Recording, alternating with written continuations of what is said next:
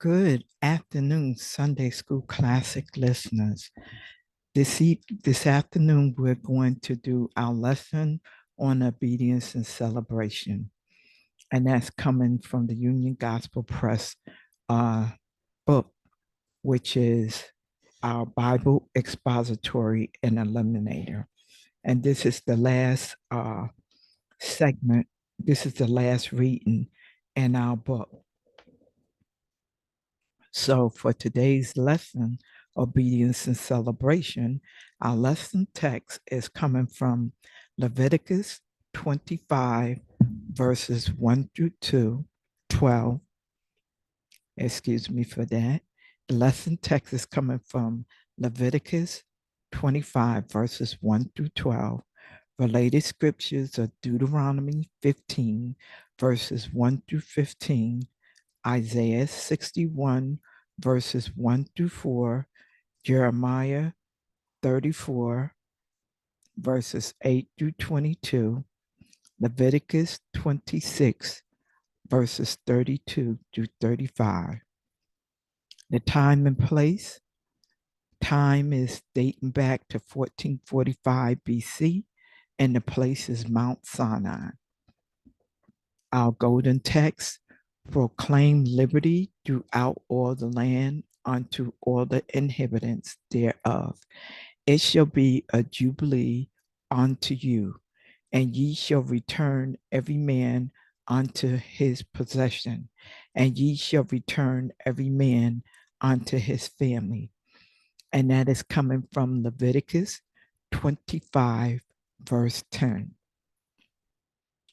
So, in our introduction, I'm going to tell you what I've put down. Regularly allowing one land to rest was a practice God prescribed for people of Israel when they entered the promised land. Ancient Israel was primarily an agricultural economy. God instituted two laws concerning land management to teach his people that all the land was his and that they were only tenants who used it during their sojourn here on earth. Unlike many of the feasts or festivals prescribed by God for Israel to observe, the year of Jubilee was a time to refrain from doing certain things, restoring land and releasing people from debts and servitude. It was also a time of rejoicing for God's promise for his people. It was really a special kind of Sabbath, not for resting from work on the seventh day, but for giving the land rest during the seventh year, and then a special Jubilee rest on the 15th year after 7 times 7 years. Like the laws concerning the first fruits, the laws for the sabbatical year and the year of Jubilee were intended to be times of joy and remembrance of God for his mercy and provision. The scriptures I put in my introduction are Leviticus 25:23, Leviticus 25, verse 8, Leviticus 23, verses 9 through 14. And now you could sit back and take this journey, this biblical journey. So, the background for the lesson states that 3 months after the children of Israel left Egypt, they arrived at Mount Sinai. They were there about a year, receiving instructions for the tabernacle, the priests, and the various laws from God that we have in Exodus and Leviticus.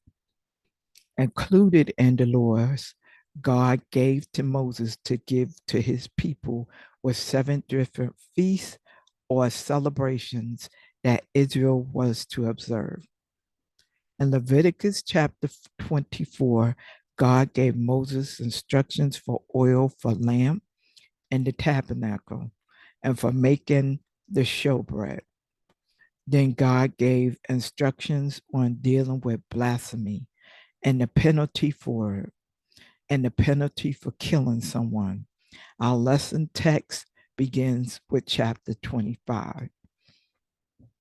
So the scriptures I use here are Exodus 19, verses 1 through 2, Numbers 1, verse 1, Leviticus 23, verse 4 through 44, Leviticus 24, verse 1 through 4, Leviticus 24, verse 5 through 9, Leviticus 24, 10 through 16, and also 23. And for killing someone, that's Leviticus 24, 17 through 25. And as I said, our lesson text begins with chapter 25.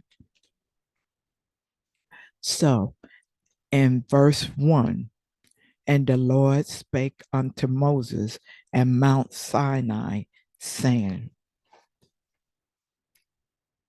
this verse introduces the instruction God is about to give to Moses concerning the sabbatical year and the year of Jubilee. In verse 2, speak unto the children of Israel and say unto them, when ye come into the land which I give you, then shall the land keep a Sabbath unto the Lord. With the instructions God was about to give Moses were intended for the people of Israel. When Moses spoke to them, he was to tell the people that when they entered the land of Canaan, which the Lord had given them, the land itself was supposed to keep a Sabbath unto the Lord. In other words, the people were surprised to let the land rest without any planting. The Sabbath day was primarily a day of rest for Jews. The word Sabbath comes from the Hebrew word Shabbath, and it means to cease from labor or to rest. It does not mean seventh, as some have claimed. While on Mount Sinai, God had earlier given Moses the 10 Commandments, which included remember the Sabbath day to keep it holy. 6 days shalt thou labor and do all thy work, but the seventh day is the Sabbath of the Lord thy God. In it thou shalt not do any work, thou nor thy son, nor thy daughter, thy manservant, nor thy maidservant, nor thy cattle, nor thy stranger that is within thy gates. For in 6 days the Lord made heaven and earth, the sea, and all that is, and all that in them is, and rested the seventh day. Wherefore the Lord blessed the seventh day and hallowed it. Since the Lord rested from his work on the seventh day of Sabbath, he also intended for his people to rest on a Sabbath day. Now, it was God's intent for this command to include the land itself. So, with that, I'm giving out verses. I put verses in there, and the verses that I came up with is Exodus 20, verse 8 through 11, and Genesis 2, verses 2 through 3. And verse 3, 6 years thou shalt sow thy field, and 6 years thou shalt prune thy vineyard, and gather in the fruit thereof.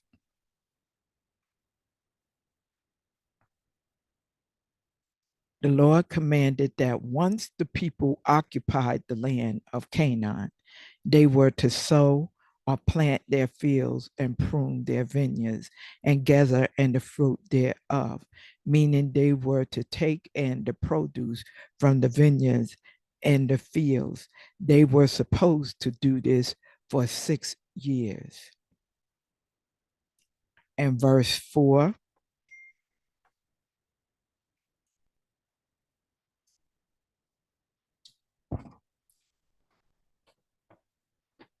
excuse me.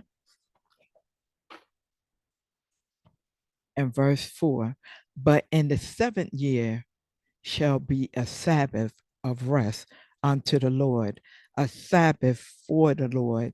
Thou shalt neither sow thy field nor prune thy vineyard.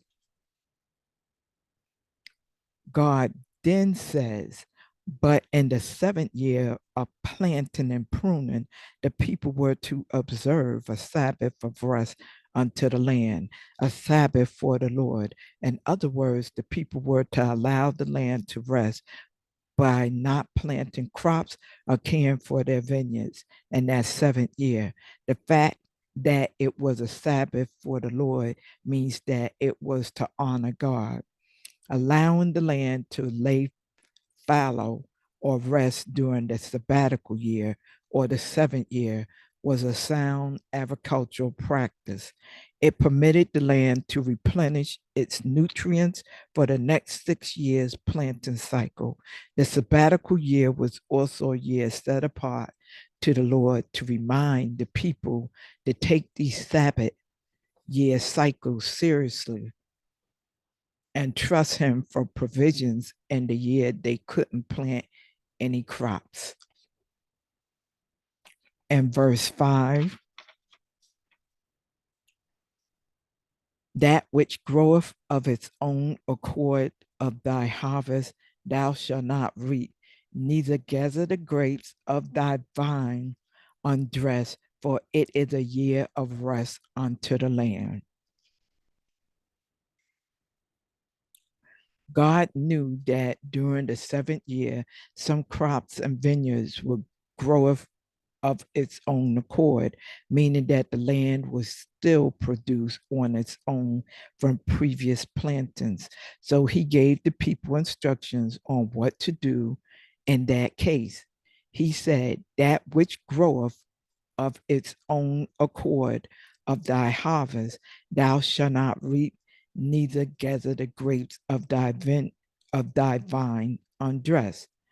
They could not harvest or store away any crops that came up on their own during the seventh year, nor could they process any grapes that appeared on the unpruned vines.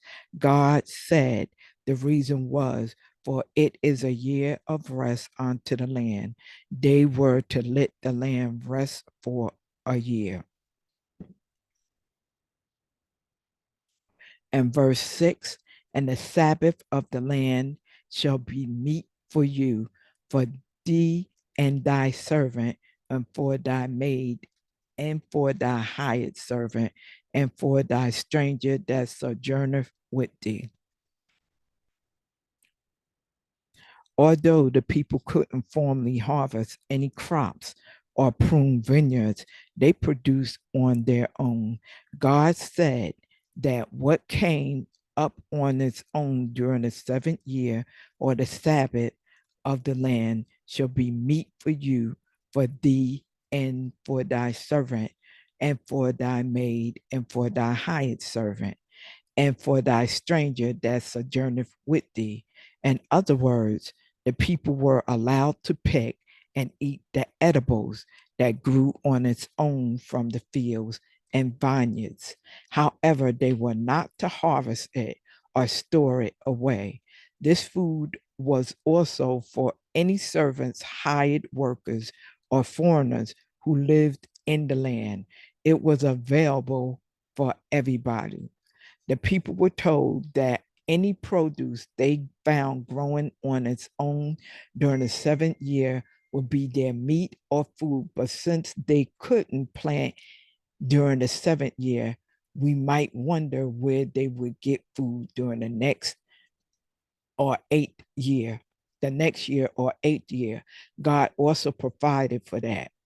The Lord promised his people abundance if they obeyed his instructions, saying, wherefore ye shall do my statutes and keep my judgments and do them, and ye shall dwell in the land in safety.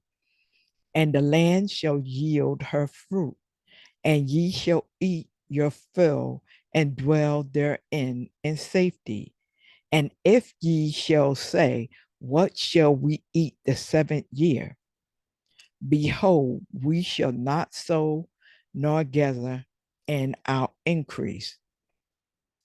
Then I will command my blessings upon you in the 6th year, and and it shall bring forth fruit for 3 years, and ye shall sow the 8th year, and eat yet of old fruit until the 9th year, until her fruits come in. Ye shall eat of the old store. The crops they harvest in the 6th year will be so much that it will be enough for that year and 2 more years.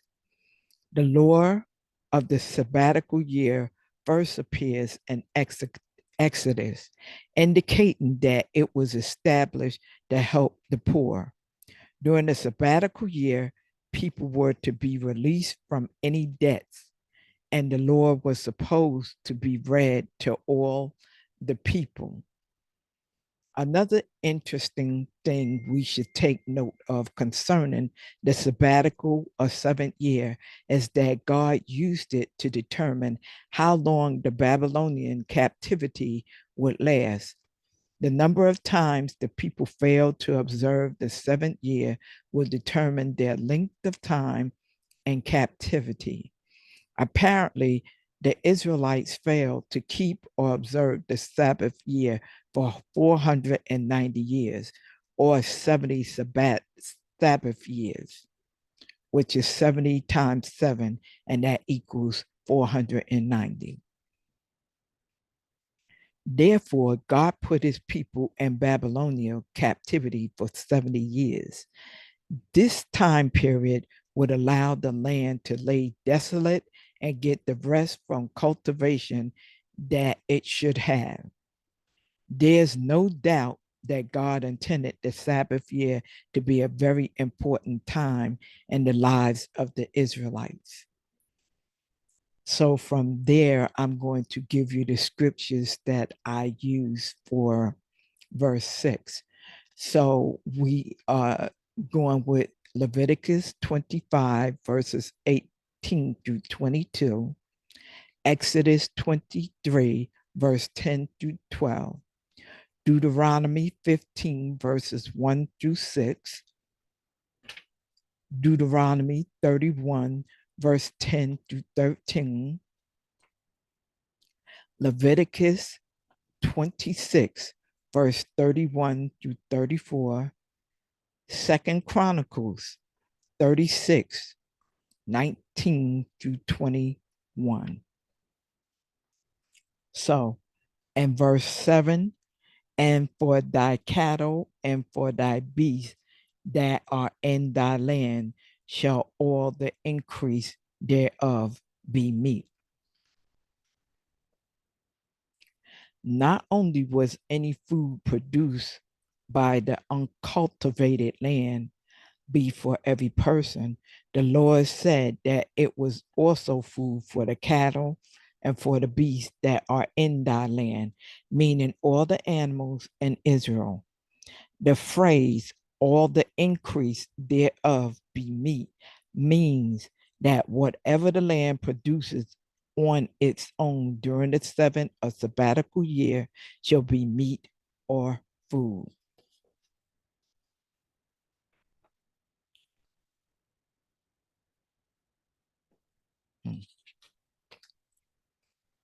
And verse 8, and thou shalt number 7 Sabbaths of years unto thee, 7 times 7 years, and the space of the 7 Sabbath of years shall be unto thee 49 years.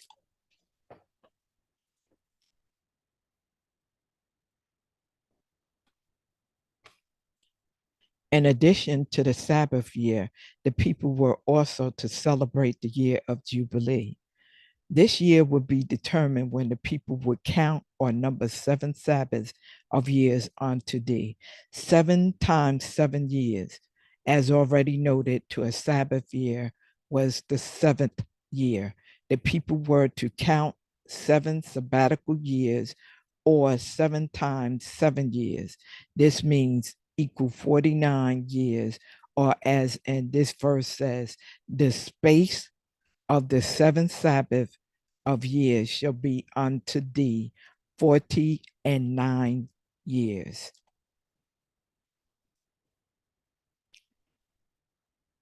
And verse 9, then shalt thou cause the trumpet of the Jubilee to sound on the 10th day of the 7th month, and the day of atonement shall ye make the trumpet sound throughout all your land.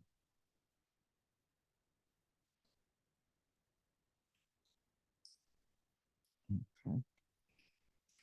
On the What this is saying, on the 10th day of the 7th month and the day of atonement, the people were to blow the trumpet of the Jubilee throughout the whole land of Israel.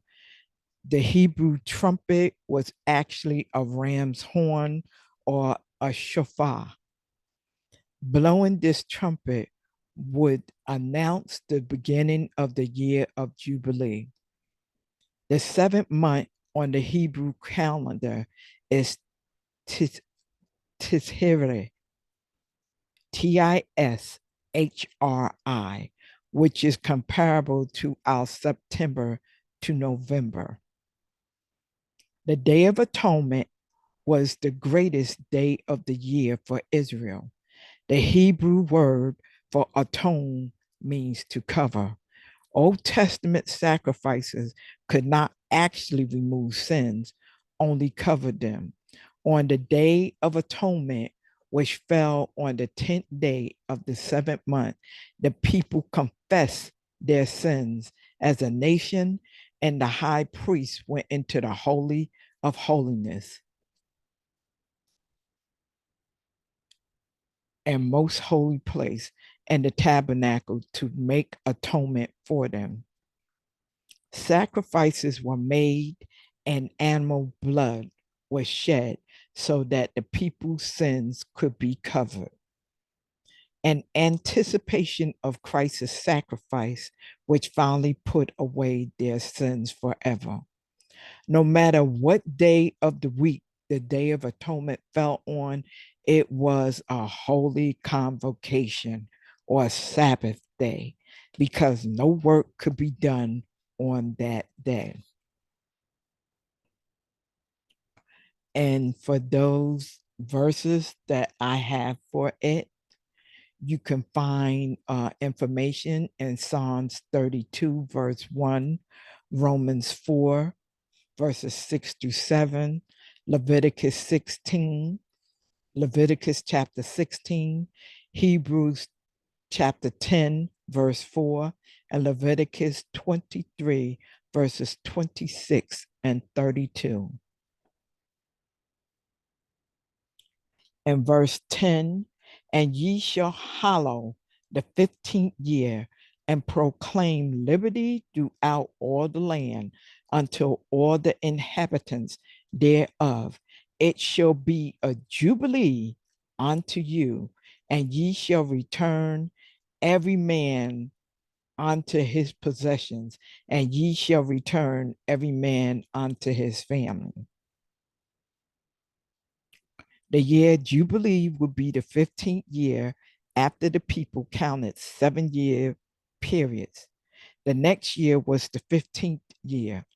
Because of the importance of this particular year, God said the people shall hallow or set it apart unto the Lord.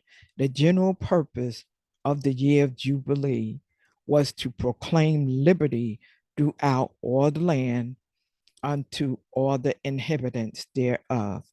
Everyone was included. There were no exceptions.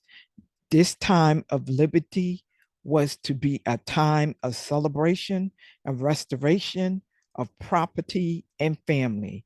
God said, ye shall return every man unto his possession, and ye shall return every man unto his family. In other words, all property purchased from another in the previous 49 years had to be returned to original owner in the 15th year. This Jubilee year was a nationwide release of people from their debts and servitude or slavery. If a person had to sell his property because of poverty, that land had to be returned to them. And anyone who may have had to sell themselves into slavery because of poverty had to be released to return to their families. Each tribe and family of Israel received a permanent land allotment when they entered Canaan. The people could sell their land and their homes, but the sale was like a long term lease. Every 15th year, land and homes outside walled cities, except homes belonging to Levites, had to be returned to original owners or their descendants. Sometimes an Israelite will become an indentured servant to pay off a debt. Whenever that happened in the Jubilee year, that servant was to be released and returned to his family. This was a reminder that all Israelites were God's servants, and this prevented them from taking advantage of their fellow countrymen. There was one exception to the provision that all property had to be returned to its original owner in the year of Jubilee. The exception was for houses inside walled cities. If someone sold his house that was inside a walled city, he could redeem it or buy it back after 1 year. But if he does not buy it back after a year, the house becomes the property of the one who bought it throughout their generations. The provisions of Jubilee year recognize God as the real owner of land and rest rest the cycle intended for everyone. Of course, we aren't bound to obey the Sabbath day regulation, but 1 day of rest out of 7 is a very good pattern for people to follow. Second, both celebrations reminded us that the Lord provides for our needs. The Israelites had to trust God for food during the years they didn't plant crops. Likewise, we might not see where the money will come from when we are hit with an unexpected bill. But the Lord promised that if we are obedient to Him, He will meet our needs. Third, both celebrations remind us that we care for others, especially believers. Fourth, both reminded us every day. Oh, sorry, I skipped over something. I'm sorry. And this that is for another part. And it prevented wealthier Jews from exploiting or opposing their poor brethren. The Lord wanted to prevent the establishment of a permanent underclass of homelessness, poverty stricken citizens in Israel. The truth is that if God didn't establish the year of Jubilee, many people would never be able to work their way out of debt or servitude. God didn't want a permanent slave class to develop among his people, nor did he want families to permanently lose their inheritance of land that he had given them when the nation entered the promised land. Jubilee was God's prescribed way of preventing the evil. The year of Jubilee granted families would never permanently lose their original land allotments from God.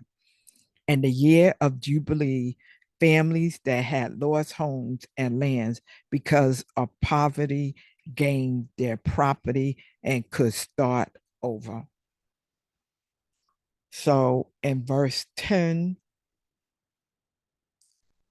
the scriptures I have for that, Numbers 26, 1 through 56, Leviticus 25, verse 32 through 33, Leviticus 25, verses 39 to 40, Leviticus 25, verse 41, Leviticus 25, verse 42, Leviticus 25, verse 43. Psalms 24, verse 1, Leviticus 25, 14, and Leviticus 25, 17. Also, 1 Kings 1 and 24. And verse 11, a jubilee shall that 15th year be unto you. Ye shall not sow, neither reap that which groweth of itself in it, nor gather the grapes in it of thy vine undressed. So, like the Sabbath year, every 7 years, God said that the Jubilee, the year of Jubilee, or every 15th year, the people could not sow or plant, nor could they reap or harvest anything that grows by itself. In addition, they could not gather the grapes in it of their vine undressed, meaning uncultivated. Since the year of Jubilee was the 15th year, that means it was the second straight year of rest for the land.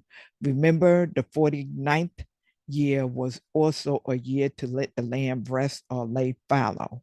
This means that the Lord would supply enough food from the crops of the 48th year to last for 4 years until a new crop was ready for harvesting.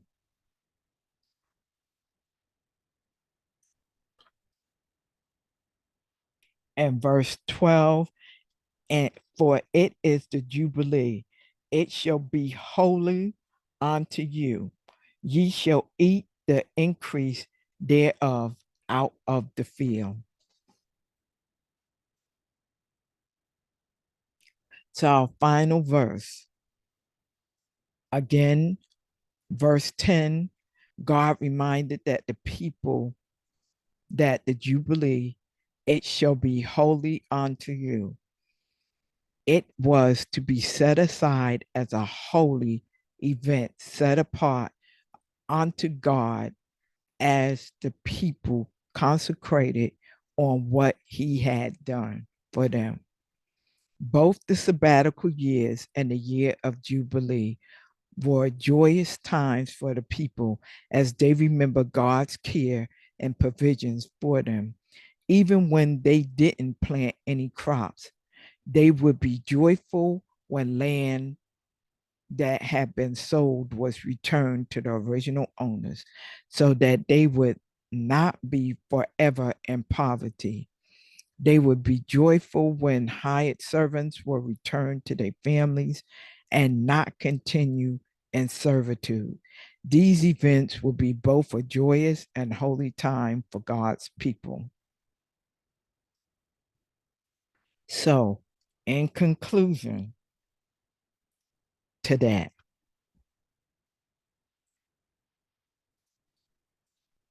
as New Testament believers, we are not bound by the requirements of the sabbatical year or the year of Jubilee.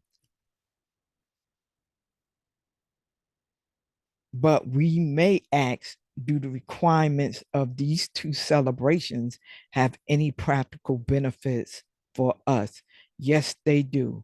First, both celebrations remind us of 7-day work and rest cycle the Lord intended for everyone. Of course, we aren't bound to obey the Sabbath day regulations, but one day of rest out of 7 is a very good pattern for people to follow. Second, both celebrations remind us that the Lord provides for our needs. The Israelites had to trust God for food during the years they didn't plant crops. Likewise, we might not see where the money will come from when we are hit with an unexpected bill, but the Lord promised that if we are obedient to Him, He will meet our needs. Third, both celebrations remind us that we should care for others, especially believers. Fourth, both celebrations remind us that everyday events should be holy for us. We should not separate our lives into secular and sacred times. All matters of the Christian life, even how we spend money or what we do for entertainment, should be in our sacred category. The Holy Scriptures should direct everything we do, everything. Last but not least, both celebrations remind us that obedience to God brings joy. There's a difference between joy and happiness. And Jesus, we can experience joy regardless of our circumstances, but happiness depends on our circumstances. For New Testament believers, our Christians, the Israelite year of Jubilee can be profound reminders that God does not want any of us to live in spiritual servitude. In Christ, He has set us free from slavery to sin, under which we were held in darkness. And we don't have to wait until a 15th year comes by to experience our freedom. Our freedom begins now. It will be complete when we see Him. That will truly be a time of great celebration. With those in my conclusion, I had some scriptures, and it was in Matthew 6, verses 30 through 33, Philippians 4:19, Galatians 6 and 10, James 2:15 through 16, Romans 5:10 through 12, also Romans 15 and 13, 2 Corinthians 7 and 4, 1 Thessalonians 1 and 6, James 1, 1 through 3, and John chapter 8, verse 32, and John 8:36. And that concludes our Sunday school lesson for this week. Thank you. God bless you. I love you.